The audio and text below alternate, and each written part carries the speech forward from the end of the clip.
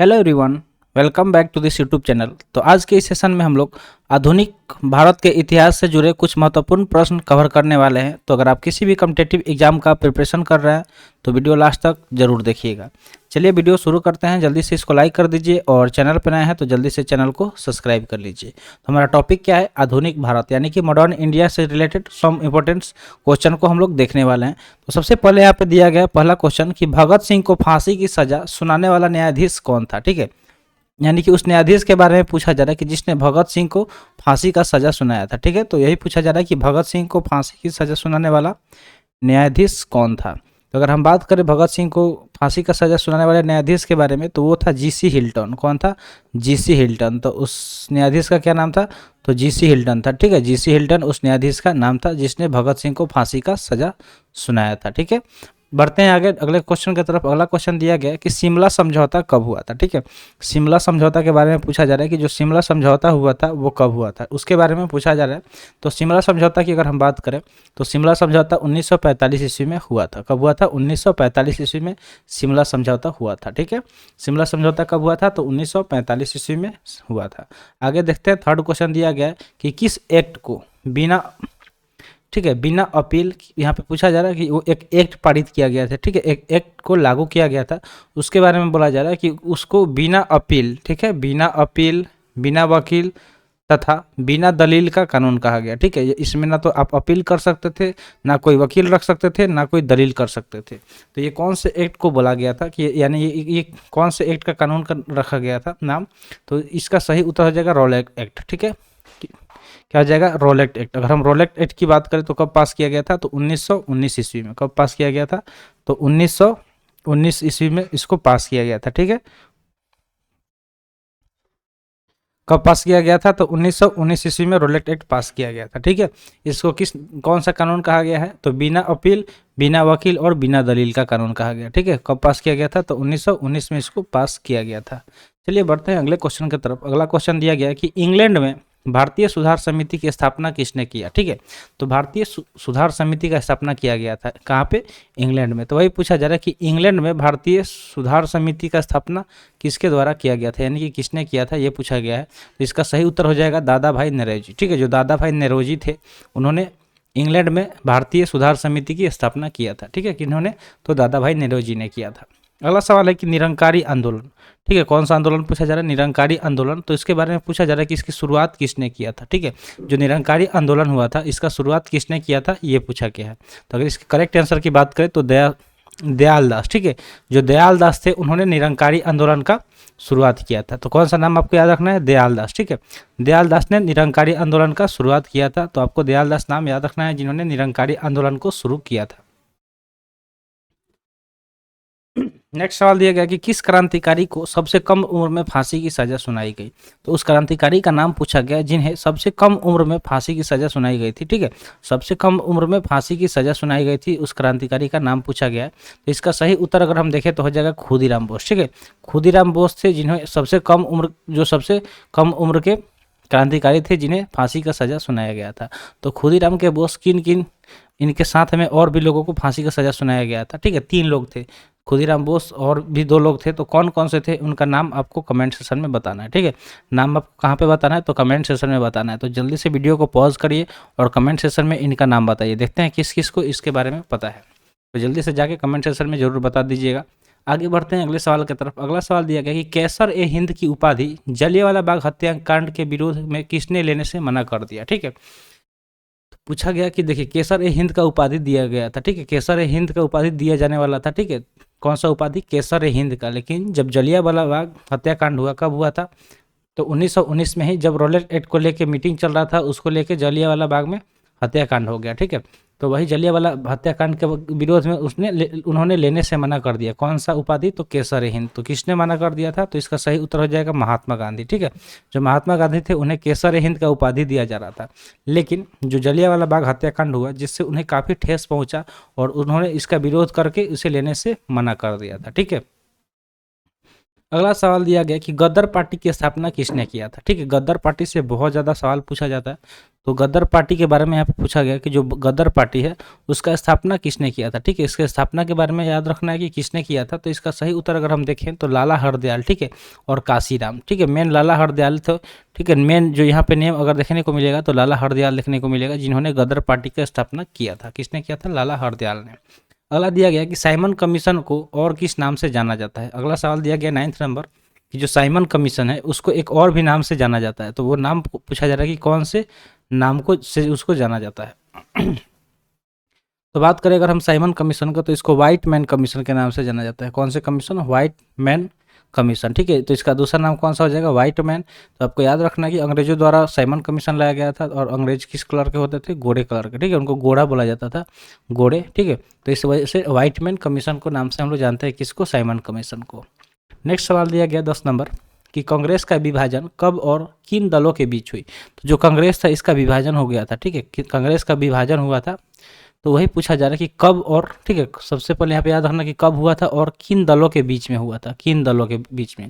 तो दो दल हुआ करते थे, एक नरम दल और एक गरम दल।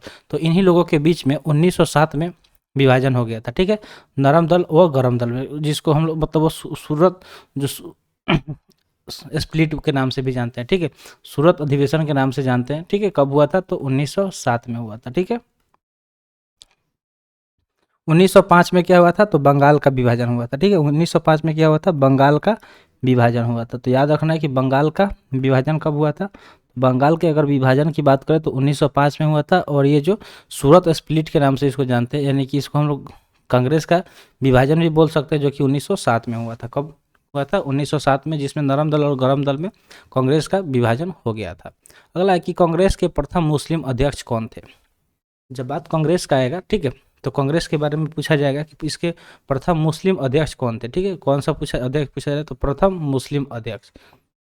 तो इसका सही उत्तर हो जाएगा बदरुद्दीन तैयब जी। ठीक है, कौन थे? तो जो बदरुद्दीन तैयब जी थे ये कांग्रेस के प्रथम मुस्लिम अध्यक्ष थे। ठीक है, यानी कि ये प्रथम मुस्लिम अध्यक्ष थे, ये नहीं कि प्रथम अध्यक्ष थे, ये मुस्लिम में सबसे पहले अध्यक्ष थे। अगला सवाल दिया गया कि मराठा साम्राज्य के संस्थापक कौन थे। तो जो मराठा साम्राज्य के बारे में हम लोग पढ़ते हैं या सुने हुए हैं, तो उसके संस्थापक के बारे में पूछा जा रहा है कि उसके संस्थापक कौन थे। तो अगर हम मराठा संस्थापक के मतलब साम्राज्य के संस्थापक की बात करें तो इसका सही उत्तर हो जाएगा शिवाजी। ठीक है, क्या हो जाएगा? शिवाजी हो जाएगा। ठीक है, शिवाजी मराठा साम्राज्य के संस्थापक थे। नेक्स्ट सवाल पूछा जा रहा है कि शिवाजी द्वारा लगाए गए दो कर कौन से थे। ठीक है, शिवाजी ने दो टैक्स लगाया था, कर। ठीक है, कर यहाँ पे कर किसको बोला गया है? टैक्स को। ठीक है, किसको बोला गया? टैक्स को। ठीक है, तो वो टैक्स कौन कौन सा था जिसे शिवाजी द्वारा लगाया गया था। ठीक है, शिवाजी द्वारा लगाए गए कर के बारे में पूछा जा रहा है कि वो कर कौन सा था जो शिवाजी ने लगाया था। ठीक है, तो वहाँ पर हो जाएगा चौथ और सरदेशमुखी। दो कर लगाया गया था, एक तो था चौथ, एक था चौथ, कौन सा? एक था चौथ और दूसरा था सरदेशमुखी। कौन सा? सरदेशमुखी। ठीक है, सरदेशमुखी और चौथ, ये दो कर शिवाजी द्वारा लगाया गया था। नेक्स्ट सवाल दिया गया कि स्वतंत्र भारत के प्रथम गवर्नर जनरल कौन था। ठीक है, गवर्नर जनरल पूछा जा रहा है, लेकिन कब? तो मतलब हमारा देश जब स्वतंत्र हो गया था उसके बाद के बारे में मतलब पूछा जा रहा है कि प्रथम गवर्नर जनरल कौन थे स्वतंत्र भारत के। तो इसका सही उत्तर हो जाएगा लॉर्ड माउंटबेटन। कौन थे? तो लॉर्ड माउंटबेटन, जो कि स्वतंत्र भारत के प्रथम गवर्नर जनरल थे। ठीक है, अगला दिया गया कि रंगीला बादशाह किसे कहा जाता है। तो उस बादशाह का नाम बताइए जिन्हें रंगीला बादशाह के नाम से भी जाना जाता है। ठीक है, कौन सा बादशाह? रंगीला बादशाह के बारे में पूछा जा रहा है। तो इसका सही उत्तर अगर हम देखें तो सही उत्तर इसका क्या हो जाएगा? मोहम्मद शाह को। ठीक है, जो मोहम्मद शाह थे उनको हम लोग रंगीला बादशाह के नाम से भी जानते हैं। ठीक है, इनको रंगीला बादशाह भी कहा जाता था।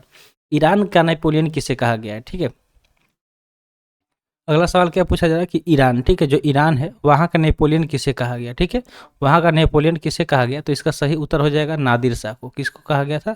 नादिर शाह को ईरान का नेपोलियन कहा गया था। कहाँ का? ईरान का। ठीक है, नेक्स्ट सवाल दिया गया कि मुगल दरबार में आने वाला प्रथम अंग्रेज कौन था। तो उस अंग्रेज का नाम पूछा गया जो मुगल दरबार में सबसे पहली बार आया था। ठीक है, मुगल दरबार में आने वाला सबसे पहला अंग्रेज कौन था पूछा गया। प्रथम अंग्रेज कौन था जो कि मुगलों के दरबार में आया था?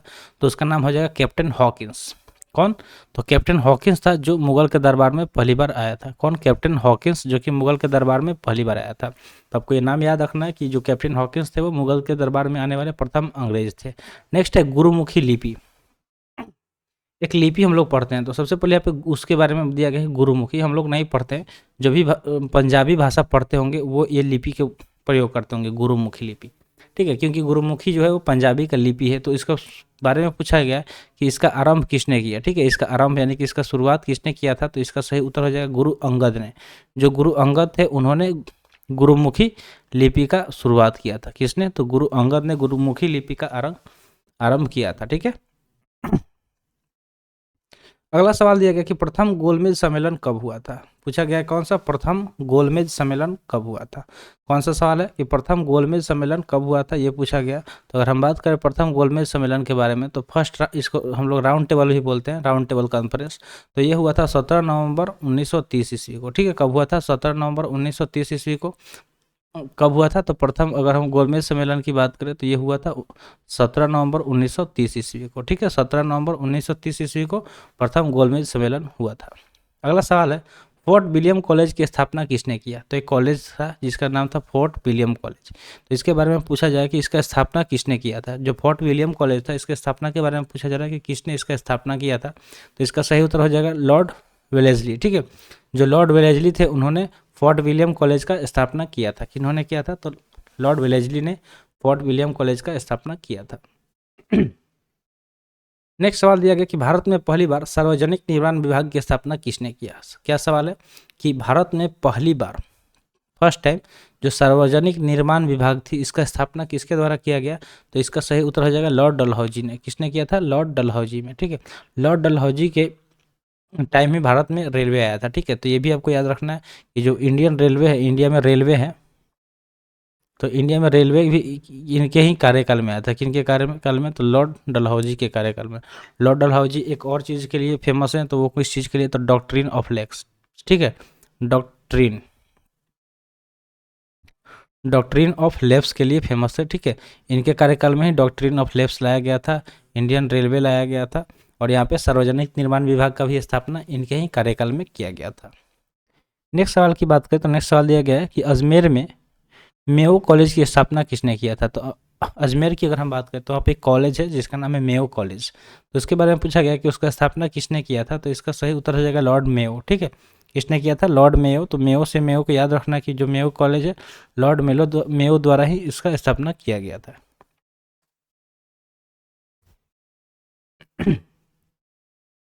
और भी कुछ सवाल दिए गए हैं, इसको भी हम लोग डिस्कस कर लेते हैं। दिया गया कि भारत के उद्धारक की संज्ञा किसे दी गई है। ठीक है, भारत के उद्धारक, यहाँ पे एक नाम दिया गया, किस नाम क्या था, तो भारत के उद्धारक की संज्ञा किसे दी गई, संज्ञा यानी कि नाम। ठीक है, तो इसका सही उत्तर हो जाएगा लॉर्ड रिपन। जो लॉर्ड रिपन थे उनको भारत का उद्धारक का संज्ञा दिया गया था। ठीक है, किसे, लॉर्ड रिपन को। अगले सवाल की बात करें तो अगला सवाल दिया गया कि महात्मा गांधी के राजनीतिक गुरु कौन थे। अगर हम बात करें महात्मा गांधी के राजनीतिक गुरु के, तो महात्मा गांधी के राजनीतिक गुरु कौन थे, तो वो थे गोपाल कृष्ण गोखले। कौन थे, गोपाल कृष्ण गोखले, जो कि महात्मा गांधी के राजनीतिक गुरु थे। कौन थे, गोपाल कृष्ण गोखले, जो कि महात्मा गांधी के राजनीतिक गुरु थे। अगला सवाल है लंपट मूर्ख। ठीक है, क्या दिया गया कि लंपट मूर्ख किसे कहा जाता था। तो लंपट मूर्ख के नाम से किसे जाना जाता था, तो इसका सही उत्तर हो जाएगा जहानदार शाह को। किसे, जहानदार शाह को लंपट मूर्ख के नाम से जाना जाता था। किसके, जहानदार शाह को लंपट मूर्ख के नाम से जाना जाता था। अगला सवाल दिया गया कि तात्या टोपे का वास्तविक नाम क्या था। यहाँ पे एक नाम दिया गया, क्या नाम दिया गया, तो तात्या टोपे। तात्या टोपे का वास्तविक नाम पूछा जा रहा है कि तात्या टोपे का वास्तविक नाम क्या था। तो इसका सही उत्तर हो जाएगा रामचंद्र पांडुरंग। क्या नाम था, रामचंद्र पांडुरंग तात्या टोपे का असली नाम था। ठीक है, वास्तविक नाम क्या था, तो रामचंद्र पांडुरंग किसका नाम, तात्या टोपे का। ठीक है, याद रखना कि जो तात्या टोपे थे उनका वास्तविक नाम रामचंद्र पांडुरंग था।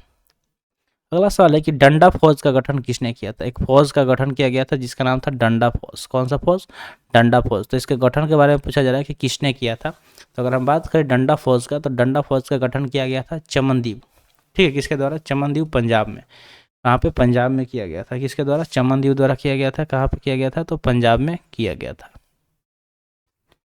अगला सवाल दिया गया है कि जलियांवाला बाग हत्याकांड में, जो जलियांवाला बाग हत्याकांड हुआ था, ठीक है, जलियांवाला बाग हत्याकांड में जनरल डायर का सहयोग करने वाले भारतीय कौन थे। तो उस भारतीय का नाम दिया गया है, जो समझ लीजिए वो भारतीय नहीं था, वो बहुत बड़ा सी था। क्या था, जो भी समझ लीजिए।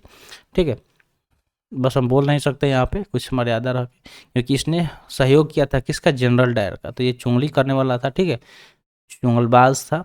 तो जो जिन्होंने क्या किया था, जनरल डायर का सहयोग किया था, जिसने क्या किया था, जनरल डायर का सहयोग किया था, तो वो थे हंसराज। किसने? हंसराज। तो उसका नाम हंसराज था, जिसने जनरल डायर का सहायता किया था जलियांवाला बाग हत्याकांड में। अगला दिया गया कि मेवाड़ में भील आंदोलन का नेतृत्व किसने किया था। पूछा जा रहा है कि मेवाड़ में भील आंदोलन, ठीक है, जो भील आंदोलन था उसका नेतृत्व किसने किया था, ये पूछा गया है। तो मेवाड़ में एक आंदोलन किया गया था, भील आंदोलन, उसके बारे में पूछा जा रहा है कि उसका नेतृत्व यानी कि उसको किसने हेड किया था, ठीक है। तो वो मतलब मोतीलाल तेजावत द्वारा किया गया था। किसके द्वारा किया गया था? मोतीलाल तेजावत द्वारा मेवाड़ का जो भील आंदोलन था उसका नेतृत्व किया गया था। अगला सवाल दिया गया कि फॉरवर्ड ब्लॉक संस्था के स्थापक कौन थे, ठीक है। जो फॉरवर्ड ब्लॉक था उसके अगर हम बात करें तो फॉरवर्ड ब्लॉक के संस्था जो था उसके संस्थापक के बारे में पूछा जा रहा है कि कौन थे। तो इसका सही उत्तर हो जाएगा सुभाष चंद्र बोस। कौन थे? सुभाष चंद्र बोस, ठीक है। तो इससे एक सवाल आया था इस बार, जो बिहार दरोगा यानी कि बिहार एसआई का जो एग्ज़ाम हुआ था 2023 में दिसंबर में, ठीक है, बिहार एसआई। तो इसमें सवाल पूछा गया था कि जो फॉरवर्ड ब्लॉक है, ठीक है, जो फॉरवर्ड ब्लॉक है, जो फॉरवर्ड ब्लॉक था उसका स्थापना कब किया गया था, कब किया गया था, ठीक है, ये पूछा गया था। तो चलिए देखते हैं किस किस को पता है इसका आंसर। आपको बताना है कि फॉरवर्ड ब्लॉक का स्थापना कब किया गया था, ठीक है, आपको कमेंट सेक्शन में बताना है। नेक्स्ट सवाल दिया गया कि खालसा पंथ की स्थापना किसने किया था। खालसा पंथ के बारे में पूछा जा रहा है कि इसका स्थापना किसने किया था, ये पूछा जा रहा है। तो खालसा पंथ की अगर हम बात करें तो इसका स्थापना किसने किया था? गुरु गोविंद सिंह ने। किसने किया था? तो इसका सही उत्तर हो जाएगा गुरु गोविंद सिंह, ठीक है। गुरु गोविंद सिंह ने खालसा पंथ का स्थापना किया था। तो सही उत्तर क्या हो गया? गुरु गोविंद सिंह हो गया। तो आज के लिए इतना ही। आज का सेशन यहीं पर समाप्त हुआ। सेशन कैसा लगा कमेंट सेक्शन में ज़रूर बताइएगा। तो मिलते हैं फिर अगले वीडियो में। Thanks for watching. जय हिंद।